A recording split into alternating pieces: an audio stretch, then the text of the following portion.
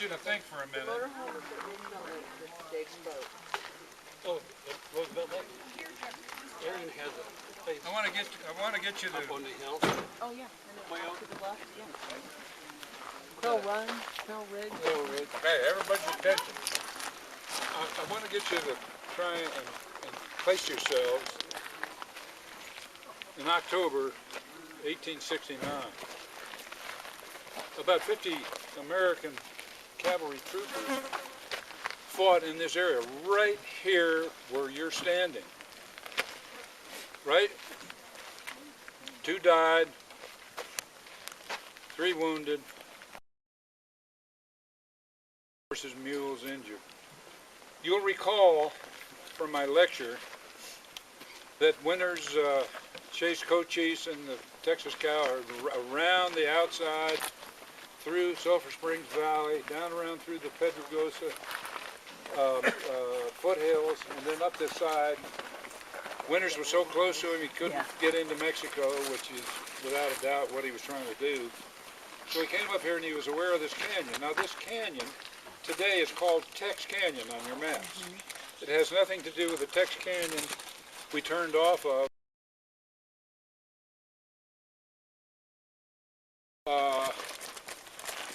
When he met Winters, and they had to go back because it was too late in the day, and Winters said, I've just had a big fight. Remember that he got 50 troops, and Medellildo Grijalva, and a Dr. Wiedemann, and they went down to pick up the trail of the Indians, which was outside on the east side of the Chiricahuas. And Bernard found the trail, and he ran that trail to the top of a. It's fruitless for me to describe it unless you've been out there and have seen it. But when you go out there, it's obvious where it is. And I was telling Brian, we need to get up there with a metal detector and see, if the Indians camp there for any time. Their rancheria was up here in the Chiricahuas, somewhere back of the Rocky Mesa here. And obviously after he lost the Texas cattle herd to Winters, they wanted to protect their rancheria. Okay, what a great place. If the trail led right in here, he couldn't have found a better place. I mean, you can't fight people standing on a ledge, but they're on a plateau up there, and there are some rocks you see from the crest. And that mesa runs back about another 1/8 of a mile. And the first time Chuck and I came out here, we came from that direction, from the Rucker Lake Road. And man, we were just trying to get a hit. And what we were trying to do is find the skirmish line. You find the skirmish line by finding the shell cases. We knew they were equipped with Spencer cartridges. But anyway, when he got up on the hill, he followed the trail down off of the hill, and he realized that it was fresher. In other words, that the Indians had left that, and maybe that same day, October 20th, they had built the fire. They're always building fires to heat meat or whatever they're eating at the time. And for some reason, Bernard felt that he might have been discovered because the Indians kept moving ahead of him, and he didn't see any of the Indians. So he quickened his pace, and he moved his command. This is from his report at a gallop for 5 minutes before coming upon another deserted camp. And that, we figured, is right where Stu Katz is standing, right there. I dug up on that spot an 1817 patch box from a rifle that was carried by the Mormon battalion, if you can believe that. Oh, really? Well, obviously it's not military. The Indians had it. You find any blunderbusses? Huh? You find any of their blunderbusses? No. No. But we stopped swearing immediately. So this the camp was there. Now he's in lead of the troops. The troops are all mounted, and he's got them in a couple of sections. He's up front with Grijalva, the scouts, and behind that's the main contingent, probably half, 25 of the troopers. They're obviously single filed, a column and two, dependent upon the trail. The trail came right through here, right through here. Now it might have come part ways up this road, we don't know. There's no way of telling. But they came from this direction. The reason we know that is because when he got up here and found this fresh camp, he told Grijalva and 4 of the scouts,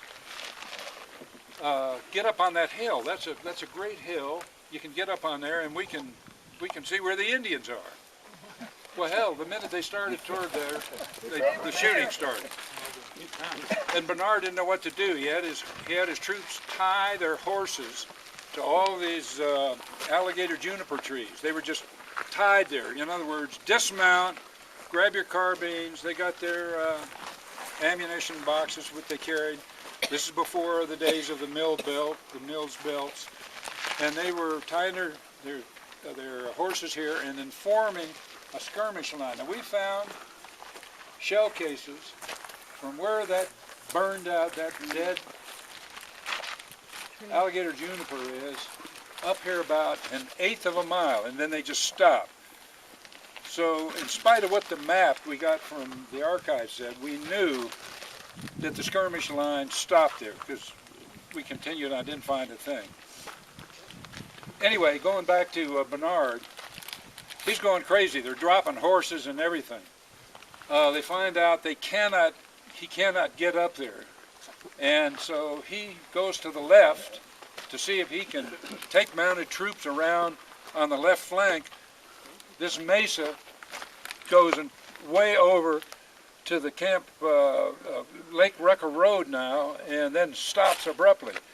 And it going around there just takes you into the rear mountains. There's no place to go. So he says, the hell with that. He comes back here, and he goes down this road, down the trail is obviously where this road is, because he went down into the protection there of this hill, and the same thing. The ridges and ribs go back into the Chiricahuas. So he knew he was pretty well checkmated there. So he came back, and that's when he told, you recall from my lecture, that's when he told Lieutenant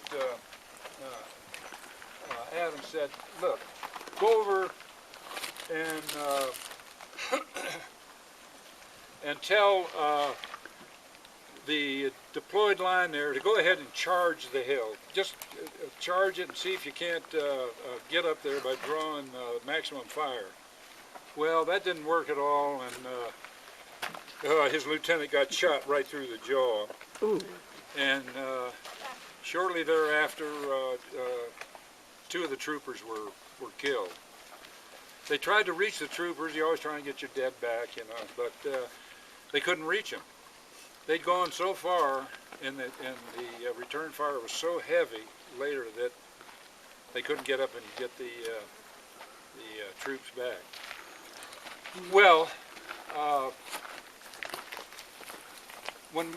let me tell you something personal from my experience. I've crawled up that hill probably 15 times. I was some years younger. But I put a detector behind every one of those big boulder outcroppings, which looked like terrific Indian positions, you know, nothing. The only cartridges I found were on the top. Really? Now, yes. Now you'll recall from Thursday's talk that Bernard said, wait a minute, look at this hill. This is the southernmost of 3 hills, 1, 2, 3. Oh, incidentally, he tried to get around this thing, couldn't. He went down there for about 5 minutes and gave it up. He knew the fight was going to have to be here. But he said 15